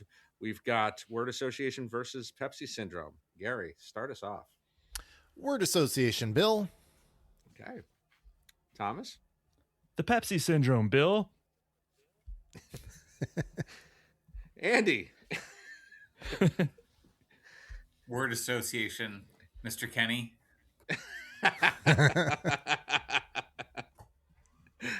Brad? Word association. All right, so Pepsi Syndrome on its way out. Thomas, do you want to take this again, or shall I pass it to somebody else? I'm just Since you in keep love. voting for the ones that don't make it. Yeah, I'm just in love with the narrative of the Pepsi Syndrome. It is long, but I think it really just genuinely justifies it. It has like the beats of it just really make me laugh. Like Jimmy Carter just nonchalantly being like, "Well, I'm gonna go into the nuclear reactor core and just check this out." He's just kind of curious, and then the whole conceit of the Pepsi syndrome to begin, and then Jimmy kind of saying like he gets all the information. He's like, that sounds like the Pepsi syndrome to me. Like he's already like 2 steps ahead. There's just so many beats there that I love, and obviously like and respect word association. But just as like an SNL sketch, I just think the Pepsi syndrome's so well conceived as just like an SNL sketch that I'll just keep returning to. I know I love the satire of word association. I'll talk about Chevy next round for word association, but I just think the Pepsi syndrome is one of those ones that's people don't talk about a ton, but probably should. I think it's that good. How do you not bring up Rodney? Oh gosh, Right. Have we not mentioned the Rodney Dangerfield so much cameo? great stuff happens, and we got a Dangerfield cameo coming in and dropping some one-liners. Back when cameos were a novelty. Yeah. Yeah, I think it was like the second or third one we had ever on the show at that point. Let's not forget Marvin Goldfarb. Bill, you keep casting shade to the modern show. You're gonna get out of the SNL. No, listen. No. It's because he watches the modern show. Probably. I keep it 100. I love the modern show, but there are certain things. That's right. Where, Hold on, I think Brad was you about know to say I he do, agrees Andy. with We've me. talked about. I want to sit in this moment because Brad was about to say he agrees with me. I think. Brad always agrees with you, Thomas. I do agree with you, Thomas. This was my number one sketch of season 4. I everything you said, I enjoy it. I love it. It's well written. It doesn't feel long. I know it. Bill said it's the longest sketch in history. I don't think it feels long. They go from set to set to set. Everything plays well. It's super funny. They're spoofing so many different things. It's just. And this is the beginning, right, Gary, where they started doing these really long sketches. We do them a lot in season 5. We got them. But this is one of those first instances, or one of the early instances, where it's like 4 different sets, 5 different sets, everybody and their mother's in it. But this one works. Everything about it works. And the performances are great. The writing's great. Just everything comes together. To me, this was the highlight of season 4 for me. Yeah, I think what I was starting to say was we get a Marvin Goldfarb representation here too, who was filling in for Belushi that week. So has nothing to do. He's just one of the writers. But yeah, this is, I think this is one of those for me that you didn't see a lot on, Comedy Central reruns and things like that because of the length of the sketch. But when the VHS tapes started coming out and they did the years, this was on there. And this was something I would always go back to because, again, like Brad said, it doesn't feel long. There's no dead time. It just keeps moving, getting on to the next joke. So it's out, but word association makes it to the final 4, where it will face the winner of the next one. Region 2, second round, we've got Royal Party versus the Coneheads. Thomas. I'm going to give it to, let's go Coneheads, Bill. Okay. Andy? Coneheads. Brad? Royal Party. Ooh-wee. Gary? Royal Party. Whoa, Yeah. guys, Yeah, look at that. We, Yes, we're on we've the same established page. lines Finally, here. when it So matters. this is. You guys are in the tank. Trying to drive. They just want to keep Party. throwing it back to me, Andy. You weren't the only one that wants to put the pressure on the host. I'm going to go Coneheads here with their fried chicken embryos. Give it the upset here. I love Royal Family, Royal Party, for a lot of the reasons that we've talked about with Pepsi Syndrome. It's one of those things where you saw the writers a lot. It's kind of the last gasp, as you guys talked about on your podcast just last week, where, it's the last great moment of this era. But Coneheads, stand the test of time for me. Gary, what you and Brad both had this highly ranked. What do you think about Royal Party getting bounced? I'm bummed because I really think, and I said this earlier, but I think it's such a well written and well performed sketch. I think it's smarter than just douchebag. But it's yeah, I don't know, Brad. What? I'm at a loss. I know. I mean, I love Coneheads as well. I think Royal Party is a perfect sketch. I think it's so well written, well performed. I think when we talked about this, I said it.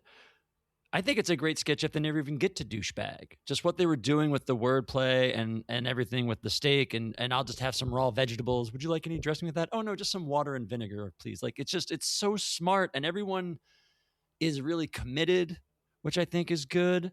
It's an ensemble piece, which I always love, but it's a great set, which I always love. But everything about Royal Party, yes, it's the brightest spot in a very dark season, but I think that holds up in any season. And as much as I love Coneheads, I just think there's more going on in Royal Party. And I watch Royal Party over and over again. I think it's brilliant. I love Buck in it. Harry Shearer is really good in it. Garrett Morris is good in it. It's like everybody just is really good. And I think it's smart. Like you guys mentioned the Colonel Angus thing. Those jokes we talked about too, I think. They hit them right off the start, like the Colonel Angus. Like that's the start of the joke. This builds up to it. You've got to build before you get to the douchebag joke. And there's such fun with it with Bill and Buck trying to make each other break and stuff. It's just such a great, fun sketch. I can't believe you wouldn't pick this. This is another one where like the costuming in this is so well done and really extravagant, and even the set design, like all around, I think it's a great sketch. It is, but when you get this deep in the playoffs, this is what happens, and Coneheads will be moving on to face word association in the Final Four. Region 3, second round, we've got the Strunk brothers versus the French Chef. Andy, what do you got? That's a tough one. I keep saying this every time, I feel like, but I think you got to go with the wild and crazy guys here. Just because Julia Child's a little bit more of like a one-off iconic moment, and these are like all-time characters. Festrunk Brothers, I've always loved it. It's one of my favorite of all time. Gary, what say you? Yeah, really difficult, but I'm going to go with French Chef. Interesting. Thomas, you going to make it a tie again? Gosh, I don't know. French Chef wasn't... I just want to say Brad and Gary on opposite sides, except for Royal Party. That feels like a Survivor hotline. No, not at all. Calculating. French Chef wasn't recurring because she dies in the sketch, Andy. She can't come back. It's a fair point. That's never stopped SNL before. True. Yeah, they would have found a way if they really needed to. There's a lot of really subtle things that I love about both of them, actually. I'm going to go with French Chef. Oh my goodness, you guys are killing me. Wow. You wanted the power. You celebrated the power, and now that you have That's true. You did, Bill. I didn't. You usurped that power, Thomas. Drink from the chalice, Bill. Be JD Vance. We're at the comparing Bill to JD Vance stage of the episode. Dear now. Lord. We're there. What's happened here? Bring it home, baby. When the podcast started, we were there. I've got to go with the wild and crazy guys here. Like this is, French Chef is great for what it is. And it is in that era where they weren't doing these shock things like blood. I think it's probably the first time we really see that. And you can hear it in the audible gasp in the audience. So that is great. Dan's performance is great in that, but his performance with Steve and the Strunk brothers is a little bit better. So I'm going to move that on. Here's a random question for you guys. Is French Chef a little bit too much like Monty Python? Like them doing a Monty Python thing? No. I'm just honestly asking. That way. Okay. Gary, you want to ride French Chef out to the desert and shoot her? No, I don't want to shoot her. Keep it. I think it's great. I mean, everything we said, just Dan's delivery, the saltines, save the giblets, save the liver, save the French Chef. I like he's like, every phone should have an emergency number. Oh, this is a prop phone. Yes. It's Like you said, Gary, this is a sketch. Like you know the highlights, but when you watch the full sketch, Yeah. it's stellar. Yeah. So do it a bar mitzvah. Am I saying that right? Bar mitzvah. My favorite thing about Dan's performance is keeping the cadence from I'm giving instructions as Julia Child on how to cook to I've cut myself, but I'm still gonna give instructions on how to proceed in this type of situation. As so like the cadence is the same. Like Dan as Julia Child still presenting as a TV presenter on the cooking show, but it's just about something else. So the Dan does something very, very, like, I think very nuanced in his performance with that. Yeah, he's making a tourniquet with a chicken bone and the liver. This is why you save the liver. It's a coagulate. It's a coagulate, yeah. You did that one with us too, Thomas, right? Yes, yeah. Yeah. And I got to sing its praises then. I love it. Yeah, it's a good one. So good. Sad to see it go. But for Strunk Brothers, we'll move on to the Final Four, and it will face the winner of the next Region 4 second round, Theodoric of York versus the Olympia Cafe. Brad, what do you got moving on? I think it's time in this tournament for me to say goodbye to John, and I'm going to go with Theodoric of York. Well, that's true. He's in there. Yeah, he worked on his back. Don't I know you? Yeah. He's a great one. Yeah. Gary. Theodoric. Thomas?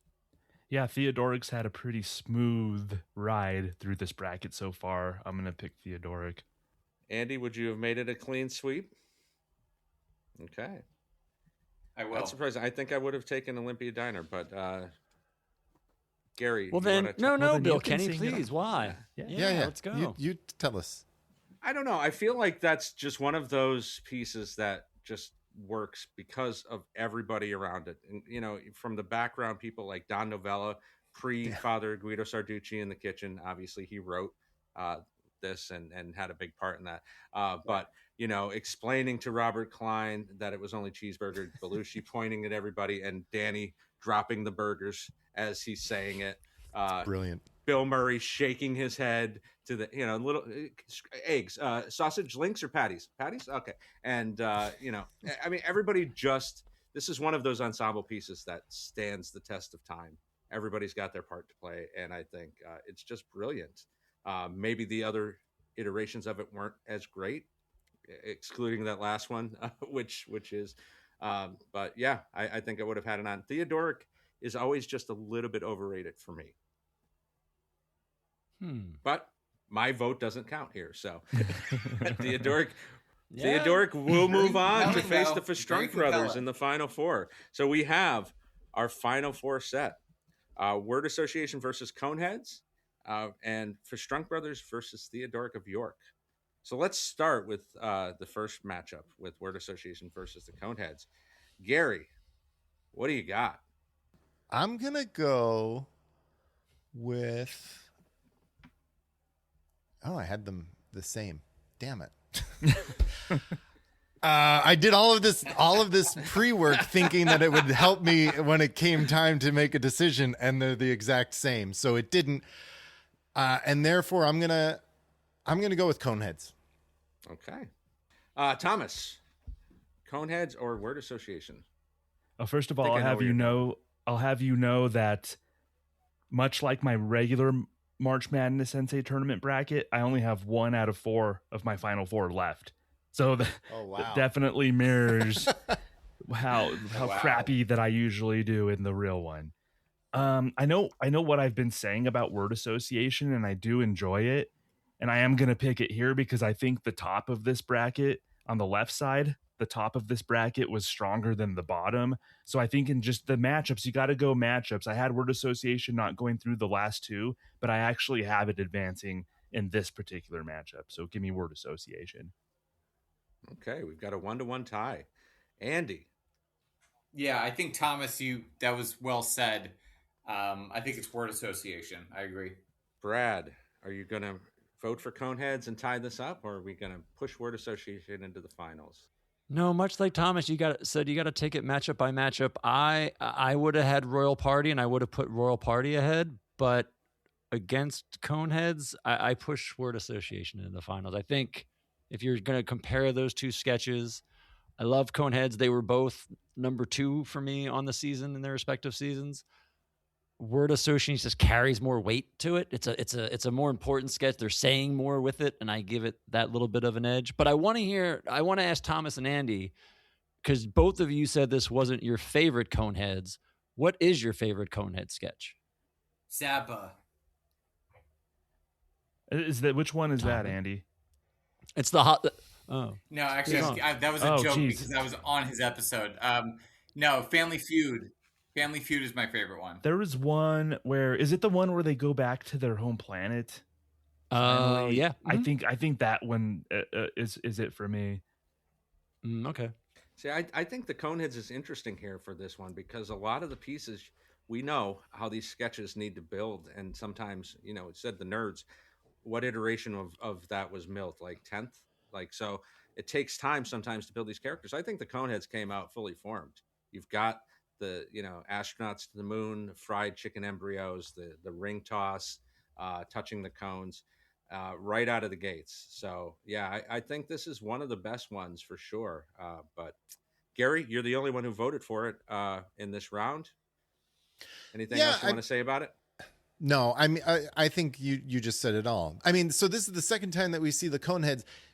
When they come on camera, they get a reaction, not a huge reaction that they will get eventually, but the audience is familiar with them, and to add Steve into this, and he's like putting the pieces together of, well, you never filed taxes before 1968, so like, where have you been? And then they're like putting together their story while eating breakfast, right? Like he's opening a 6-pack of beer and eating fried eggs and bacon. It's just, those characters are really well formed and really well thought out. And like you said, Bill, I think this is a Dan thing where he had his characters down before they ever made it to screen. And you can see it in these characters that he creates or helps to create.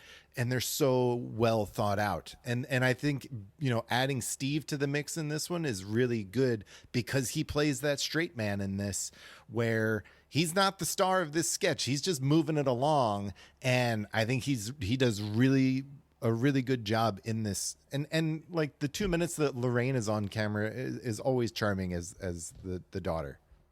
Yeah, for sure. She's always good. Her and Jane are great in this. But you're right, Gary. I think you're right. Steve Martin is, I think, the secret sauce to this. It's his second episode hosting, and the first one was decent, but this is when he's really starting to like get his feet under him on the show. And this is that early sketch in that episode, and he's just so astronauts to the moon. Yeah. So the Coneheads move back to France and are bounced from the tournament. So we have word association in the finals. Our other matchup is the Festrunk brothers versus Theodoric of York. Thomas, what do you got? I do think I like Theodoric. I think it is a little. I hate using the term overrated, but it might be. I think Theodoric kind of relies on like somebody just kind of doing research and like, hey, they used to do these weird remedies back in the Dark Ages or whatever. Let's build a sketch around that. So I think the Festrunk brothers are more, let's build this from scratch and actually create characters that live within people and last a little bit longer. And I'm voting for Big American Breasts. Let's go Festrunk brothers. Classic Thomas. This tracks. Yeah. Andy. I agree. Festrunk brothers, funnier. Brad. I'm Theodoric Barber of York. Hopefully I don't have to say goodbye to it after this. Gary, will you be tying it up? This is my side of the bracket. For me, it really was like the championship, because this was the one where I was like, oh, this semifinals is harder to choose between, and it's heavier. It's right. Like they're and so I'm gonna have to say goodbye to Theodoric and vote for the Festrunk brothers. Wow. Man.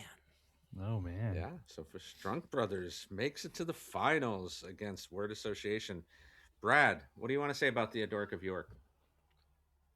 Man, I love this sketch. It's so well written. I think it's Steve Martin in his prime on this show. I mean, it's a great episode. Obviously, both these sketches we said, Dancing in the Dark, Blues Brothers. It's such a quality episode. I just this is another one. As I feel like we all have been growing up. This is what you've seen. Brunhilde, have another bloodletting, more leeches. And this is another How Great Is Jane when Lorraine is dead and they suck all the blood out of Jane or out of Lorraine, and Jane just turns on Steve. You're a charlatan. You're a crook and a charlatan. Just admit you don't know what you're doing. And she just goes off on him in this amazing dramatic performance that then, of course, kicks Steve into doing the big monologue at the end where maybe we should do this and we should test things and have a scientific method and figure this out and know what we're doing. Nah. From which is a reprisal, right? He had done that for the defense attorney sketch earlier. They had done something similar to that, when they wrote that defense sketch. Yeah. Bill Murray is great in this sketch where they bring him in and the bully goes, you know what you need? A good bleeding. He's like, I'm bleeding already. Who's the doctor here? It's like, it's just so good. Gary mentioned it. John comes in as the hunchback and it's, don't I know you? Yeah, you worked on my back. Like everything is just so well written. Just the one with the bird, Gary, when they have the bird and the bird flies away. The bird, If he looks at her face, she's going to be okay. But if he looks at her feet, she's going to die. And then the bird doesn't do anything. And he's like, I don't know how to read that. Somebody the bird take a few pints from that bird, too. And then the bird conceivably flies into the crowd. Yeah. Yes. Yeah. I just keep wondering every time I see that sketch, like what happened with the bird? Did they catch it after the sketch? Did they during? Did the usher get it? That bird still lives in 8H, Thomas. It's haunting 8H. Yeah. I do love this. And they did resurrect this once again, we should say. They did it, it was a medieval judge they did. And they almost did it again in season 5 with the humanoid sketch, whatever that sketch was, with Steve again. So they've kind of hit on hominids. Thank you. Yeah. So they tapped this back again. I think this is just iconic. It's an iconic episode. King Tut. It's like everything in this episode so good. It's like you just pick your poison. Everything is great. Starts with a scroll. This sketch. Well, you know who wrote it. Who wrote it. You know who wrote it. Yes. So, I mean, listen, Theodorica York was pretty special, but not as special as the two wild and crazy guys who are going on to face word association. So we have our finals, guys. It's crazy. We made it all the way to the end. Did anybody have this as a final? No. I'll share mine. If you guys want to, if you did your brackets beforehand, I would love to know what you thought might make the finals. Because I did not think. I had the Pepsi syndrome beating Nick Winters in my final.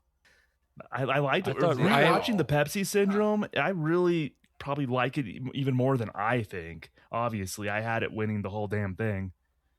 Wow. Interesting. Yeah. I had Theodoric beating Royal Party. I thought those two would make it at the end. Or I hope they would, and then I would have Theodoric. Yeah. I had Pepsi versus Olympia Cafe, so... Who'd you have winning? I like this matchup, though. I not to jump into it. It's a good one. I think it's very interesting. Two very different sketches. Absolutely. Very different. It's like two different things about the show. Is it important, or is it about like the recurring character? Yeah, one-off recurring character, like one of the most iconic sketches versus iconic characters. Yeah, so let's get into it then.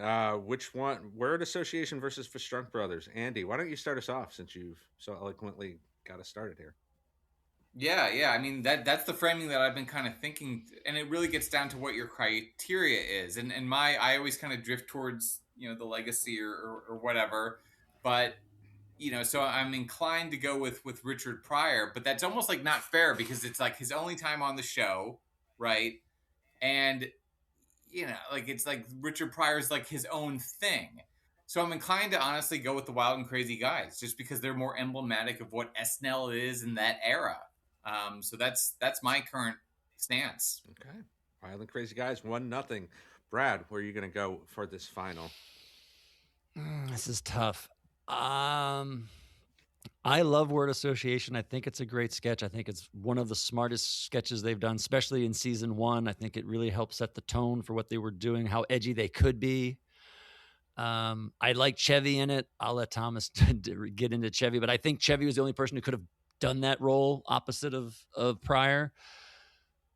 But again, going to the matchup in these two sketches, I would pick Fest Drunk Brothers as well. I think it's a funnier sketch. I like the ensembleness of it. I think Steve is great. I think Dan is great. I think Garrett Morris is really great in this sketch. The girls are great. The women are fantastic. I think it is a funnier. I didn't think about it emblematic, but it is. Like, if you think of SNL and what SNL is, not that this is the point of this exercise, but Fest Drunk Brothers holds that, I think, a bit more. And there's just a little bit more to it than as a sketch. But I mean, they're both fantastic. They're both fantastic. Well, and Brad, to echo it a little bit, I almost thought of it as, important and weighty or funny. And at a certain point, funny has to be the criteria here. You know what it would be like for me? I think what would I go back and watch more over and over? And if I had to pick one of these to watch over and over again and again and again, it'd be Fest Drunk Brothers. Very interesting 2-0 matchup here. Gary, you're going to make it 3-0. I am, Bill.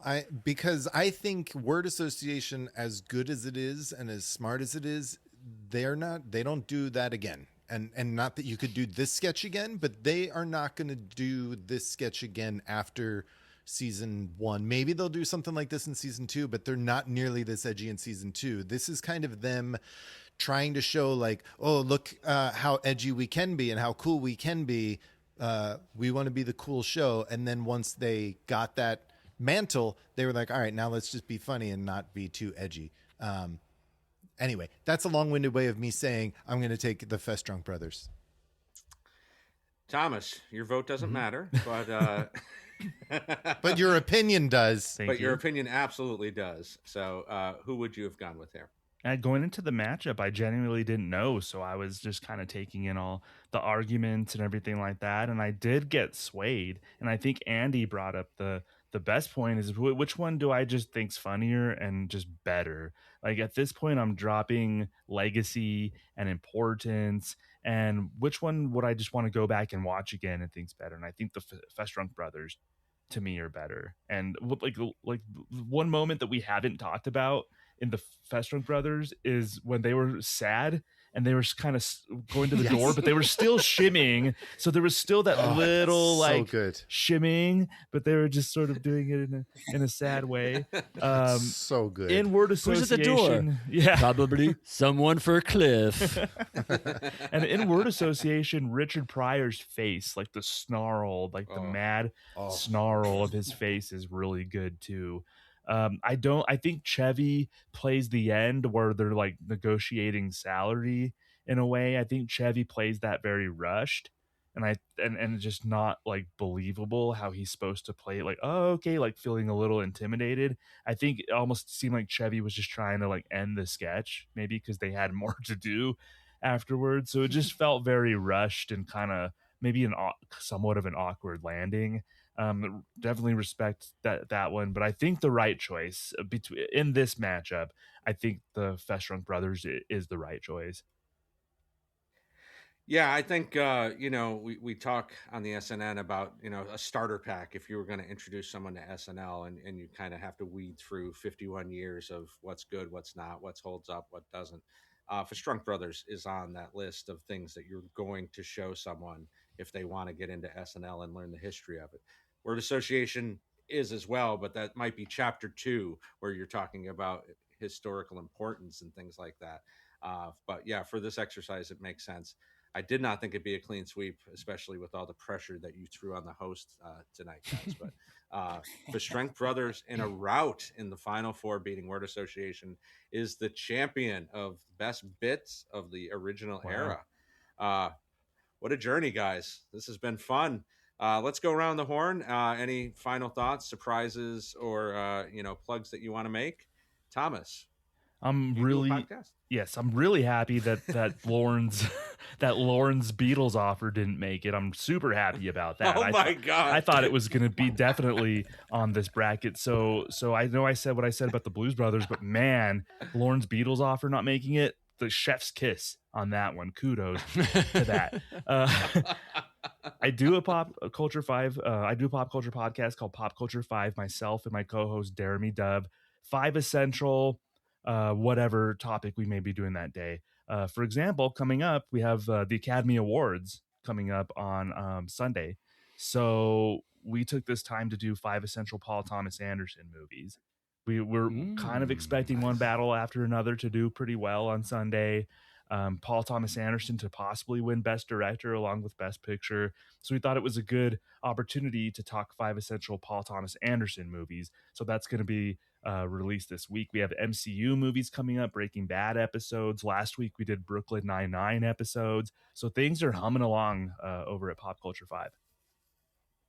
That's great. Well, thank you for joining us, Thomas. Thank you. It's always a pleasure to see you. Andy, my friend, only SNL superfan I've ever been to a Major League Baseball game with. Thank you for joining us. Great. What do you got going on? Not too much, same old, same old. If folks are so inclined to see my rantings and ravings over at Entertainment Weekly about the current show, please, check those out as they come in real and live. But otherwise, I periodically pop up on Elon Musk's X platform. So it's been a real pleasure and a privilege to be part of this conversation tonight, guys. Well, thank you for. And Bill, not only do we need to do a Frederick Keys game now that they're certified again, Yes. but we need to seriously do one of these Comic-Cons. We're an old SNL person. I tried to get Brad, up to New Jersey, and I know Bill, you and I have talked about it over the years, but we need to do it at some point in person there. Well, my best friend Robert Smigel is going to be at the New Jersey one in April. So. I saw that. Yeah, if I didn't already have him in the book, I'd probably come up for that. He's a great guy. Yeah. Well, thank you for joining us. Brad, what a pleasure to be on with you and you and Gary giving me the host seat. What do you got going on now that the first 5 seasons is over? Yeah. Let me see. The other thing. Well, first of all, thank you guys all for joining us and doing this, and Bill for running the show. Appreciate it. The only thing I bring up, I know a lot of people are going to talk about what wasn't here. There's tons of stuff that didn't make us, stuff we didn't talk about. I feel bad. The one thing that we didn't bring up was Gilda. We didn't mention anything like Candy Slice, Judy Miller, any of her weekend update bits. So obviously there's tons of great stuff we couldn't bring up. So sorry we didn't get it for everybody. For us, we're working on that.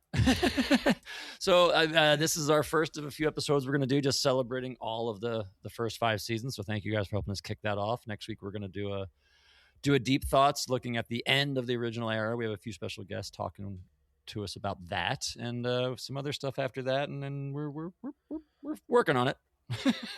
And then we're taking the vast fortune we made from the Not Ready for Primetime project, and Brad and I will just be sitting on a beach for the next 6 to 8 months. Looking good, Lewis. Feeling good, Billy Ray. Well, thank you for being here, Brad. Gary, same. What do you got going on? Are you ready for season 6?